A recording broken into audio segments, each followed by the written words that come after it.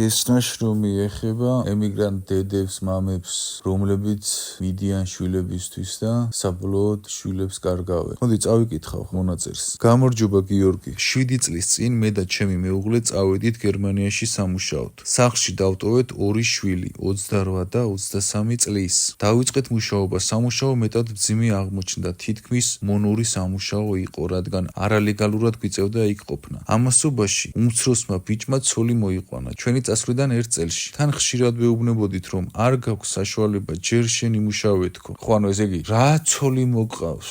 კაცი რა არის? კაცი ის არის, რომელსაც საკუთარი ცოლის და საკუთარი თავის რჩენა შეუძლია. და კაცი არ არის, კაცი, რომელსაც დედა არჩენს. დედა რანაირად უნდა გარჩენდეს? კითხვა დასვი, დედას შენ უნდა არჩენდე და ცოლსაც შენ უნდა არჩენდე. შენ თავს არჩენინებდე და შენ ცოლს წარწყდი. მეტი არაფერი ქვია მაგას და დედებო, ხელს ნუ უწყობთ თქვენ შვილებს, რომ წარწყდნენ. თავიდანვე ასწავლეთ შრომა. ქარხანაში ვიმუშავეთ დაახლოებით 1 წელი და 5 თვე. რაც ვიმუშავეთ, თითქმის ყველა თანხა უმცროს შვილს გაუგზავნეთ. მცირე ქორწილისთვის, მოგზაურობისთვის და ასე შემდეგ. ესე იგი, წელიწად ნახევარი ფაქტობრივად იმუშავე იმისთვის, რომ შენს შვილს მოიყვანა ცოლი და დაესვენა თაფლობის თვეში. თავად რას აკეთებდა მთელი ამ ხნის განმავლობაში? ფეხი ფეხზე ქონდა გადადებული? ქარხანაში ძალიან ციო და მეუღლე ავად გახდა და მეგობარმა წაიყვანა საფრანგეთში, ჩააბარა ლტოლვილად. ჩაუტარდა 2 ოპერაცია. წარმოიდგინე ხა, ამაშენი ქარხანაში მუშაობდა წელიწად ნახევარი. აი შენზე ვლაპარაკობ, რომელიც დღეს ესე ცხოვრობ. ამაშენი წელნახევარი ქარხანაში მუშაობდა, სადაც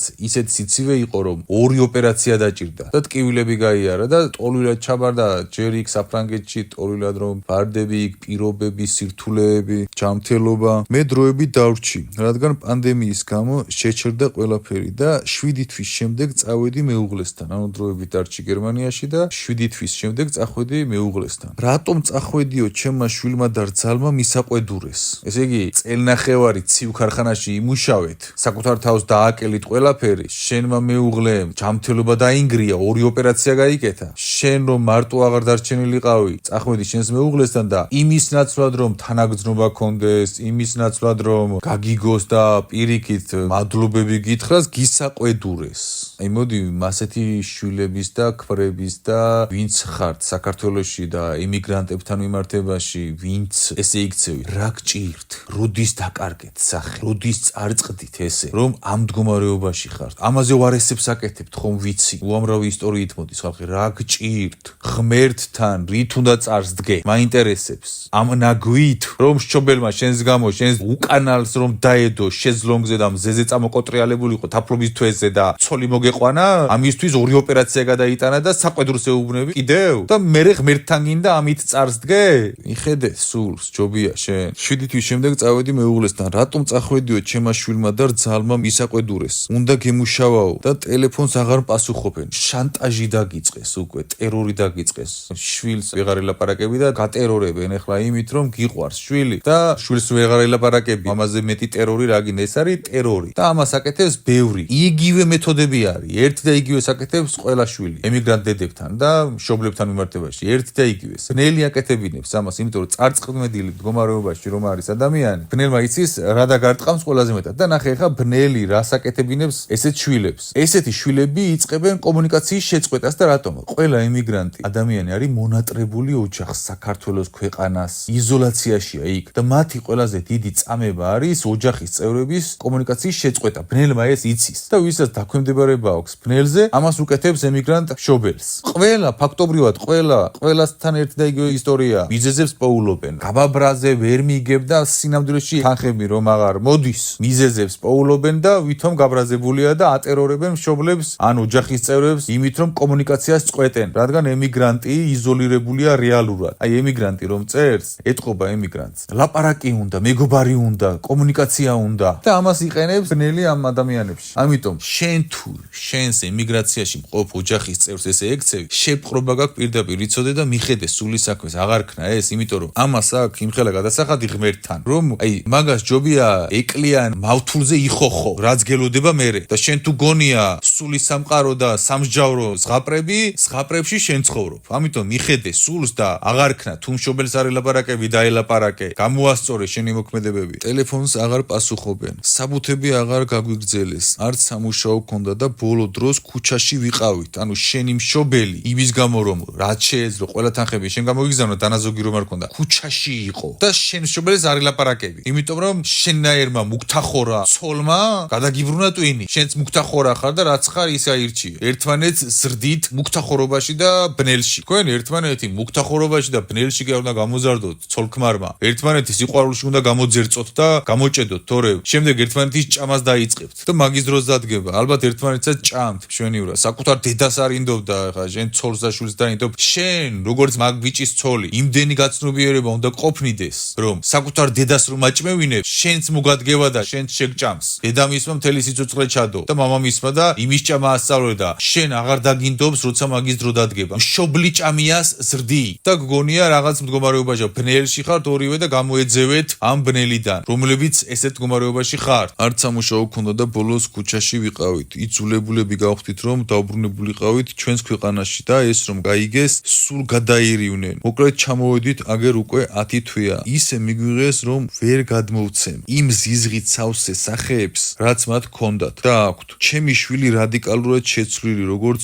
რობოტი ისე დადის. თავის ცოლს ყველაფერს უსრულებს. ჩვენ ისე გაგვირჩია საქმეები, რომ ზედმეტად ხმა რომ მამომეღო ალბათ დამარტყამდა. ეს ვოისი მოასმენინე შენ შვილს. გაიგე? გადაუგზავნე. მისმინე, მეგობარო, მისმინე. ამ სამყაროში არსებობს ღმერთი. გესმის? შენ თავში რაც არ უნდა მოგდიოდეს, ეხლა აზრები რომ მართალი ხარ, გაბრაზების მიზეზი გაქვს, ეს გაქვს, ის გაქვს. გააცნობიერე. ბნელში ხარ და შეპყრობა გაქვს და ან შენმა ცოლმა ჯადო შავმაგთან გაგიკეთა და ყოველი მეორე შავმაგთან დადის და ბრჭყალებში სიყვარულის ვითომაგიას აკეთებს და ეს არის გადებილება და დემონის ჩასახლება. ან ისე ყავს ჩასახლება, ანუ ასეც და ისეც ჩასახლება გაქვს და მიხედე თავს სანამ წარწყდი ბოლომდე, იმიტომ რომ გიმეორებ ეკლიან მავთულზე ჯობია იხოხიალო, იქ რაც გელოდება გარანტირებულად გეუბნები, ვიცი. საკუთარ დედას და მამას მიხედე და მოეფერე. ღმერთი არის მშობელში. შენ რომ მშობელს ესე ექცევი, შენ ღმერთს ექცევი ესე. გაიგე?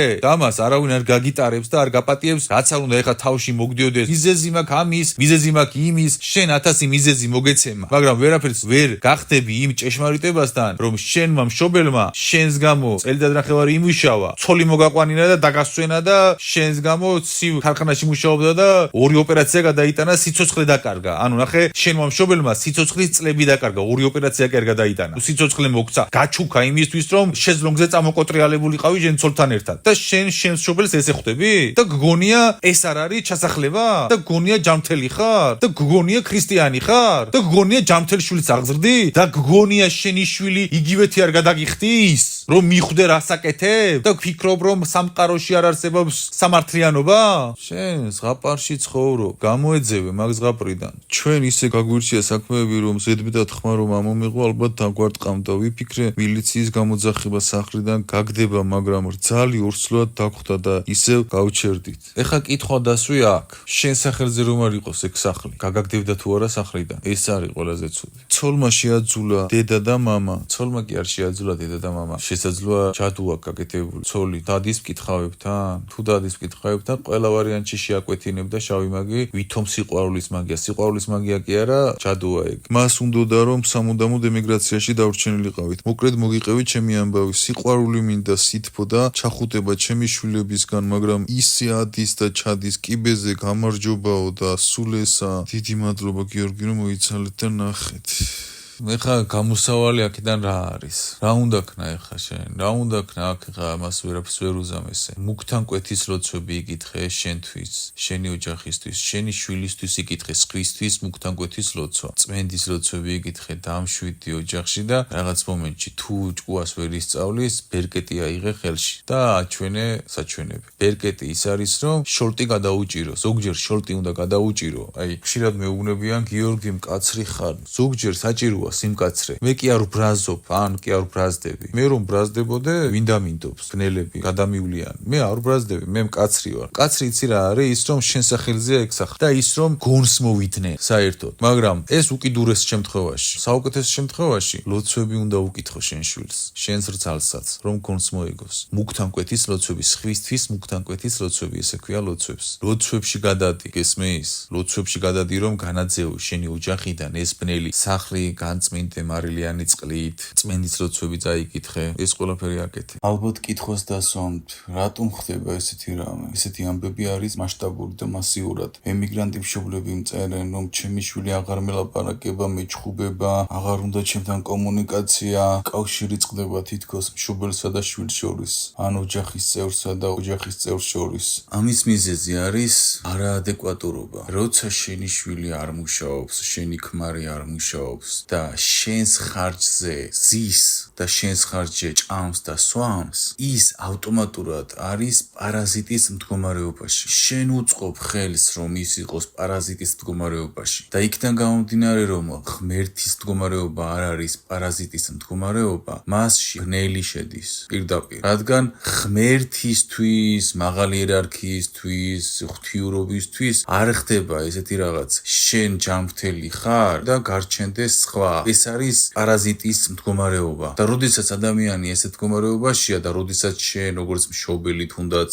ან როგორც ცოლი ქმარს თუ სხვა ვინმე, როცა ოჯახის წევრს ხელს უწყობ იყოს პარაზიტი, ამას აქვს თავისი გადასახადი და შემდეგ მშობლებო თქვენ გიწევთ ამის გადახდა ესე. მას უნდა მოშივდეს, დაეცეს, ისე მოშივდეს, რომ ქვის ჭამა მოუნდეს და შემდეგ დადგება ფეხზე. და ამის ნაცვლად ხეიბრად ყავს და შენ ხარ მისი ხელჯოხი და ადრე თუ გვიან ისე გაწვება ამ ხელჯოხზე რომ ტყდები და მერე უკვე დედადან, მშობლადან მეუღლეთ კი აღარ აღიქვამს, არამედ აღიქვამს ხელჯოხად. შენ ხარ მისთვის ხელჯოხი და არა ოჯახის წევრი. რადგან ეს ფუნქცია აიღე. შერცხვეს, მოშივდეს, შეცივდეს, ოღონდ მუქთახორა არ გახდეს. იმიტომ რომ მუქთახორა როგორც კი გახდება, როგორც კი სხვის ხარჯზე იწყებს სიცოცხლეს, ის ხდება ბნელის ანალოგი და არა ღმერთის ანალოგი. ნახე, უფალი არის შრომა, მოძრაობა, მოქმედება, ძალისხმევის გაწევა. ბნელი არის პარაზიტი, სხვის ხარჯზე ცხოვრება. წაართვა სიცოცხლე, ბნელი შედარებით ახლოს არის ღმერთის მდგომარეობასთან, ვიდრე მუქთახორა ადამიანი. რატომ? იმიტომ რომ ბნელი იმისთვის რომ მოპაროს სიცოცხლე ადამიანს, ძალისხმევას ხარჯავს. კი იპარავს, მაგრამ ამისთვის შრომას წევს. და მუქთახორა ამასაც კი არ აკეთებს. ანუ ყველაზე ერთ-ერთი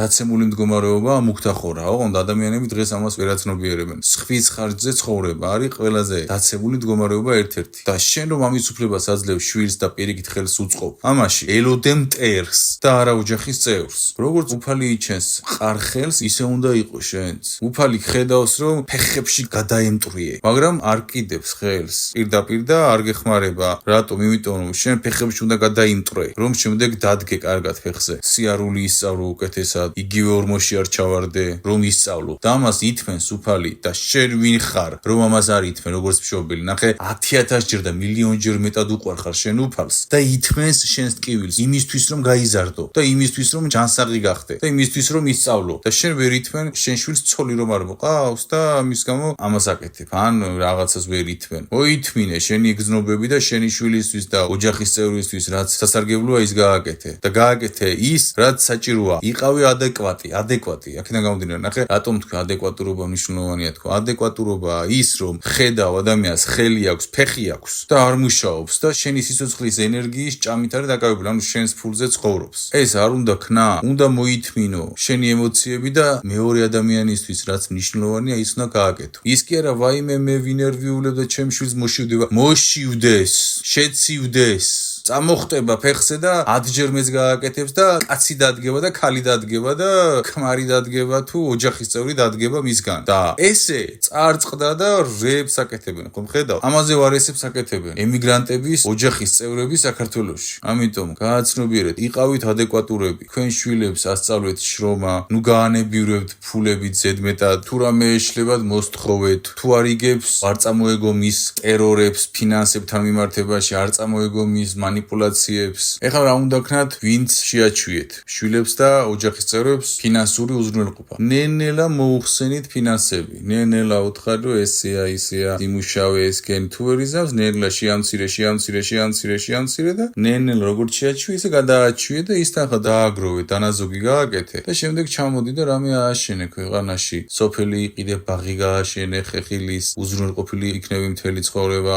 ის ფული დააბანდე შენს მომავალში და შენი მომავალი, შენი შვილების და ოჯახის მომავალი იქნება. და შენი ფინანსები წარმართეს სწორად, ლოგიკური იყავი, ადეკვატი იყავი, სამართლიანი იყავი, არ არის სამართლიანობა. შენი ქმარი რომ ჯანმრთელობას კარგავს იმის გამო რომ გინდა შენმა შვილმა ცოლი მოიყვანოს და შემდეგ იღებ ბოროტებას. ბოროტებას იმიტომ იღებ რომ სამართლიანად არ იქცევი არც შენ შვილთან და არც საკუთარ თავთან. ამიტომ მოიქეცი სამართლიანად. სამართლიანად მოქცევა ის არის რომ ხედავ, ხელი აქვს, ფეხი აქვს, ჯანმრთელია და არ გუშაობს და შენ ფულს უგზავნი. ეს არის უსამართლობა. შენ თავთან მიმართებაში, სამყაროსთან მიმართებაში და იმ ადამიანთან მიმართებაშიც კი, რადგან აჩვევ სიმახინჯეს, ხელს უწყობს სიმახინჯეში იყოს. რომ არა შენი ფინანსები ის წამოხდებოდა ფეხზე და სიარულს დაიწყებდა. ტკივილი აიძულებდა ამას. ამიტომ იყავი სამართლიანი, ადეკვატი, ჯანსაღი მოქმედებები გააკეთე და მიიღებ ჯანსაღს. არ აკეთებ ჯანსაღ მოქმედებებს, ვერ მიიღებ ჯანსაღს. ამიტომ ესწრაფე ჯანსაღისკენ. დაგლოცოთ უფალმა, დალოცოს ყველა ემიგრანტი უფალმა, ყველა ქართველი დალოცოს უფალმა, გაგვინათოს გულები, გონება, მეტი სიყვარული, მეტი მოყვასი მოგცეს უფალმა, ემიგრანტებს გამძლეობა მისცეთ, ჯანიფარი მშვიდი მისცეთ გულში. დალოცვილები ვიყოთ ქართველები. ამენ, ამენ, ამენ.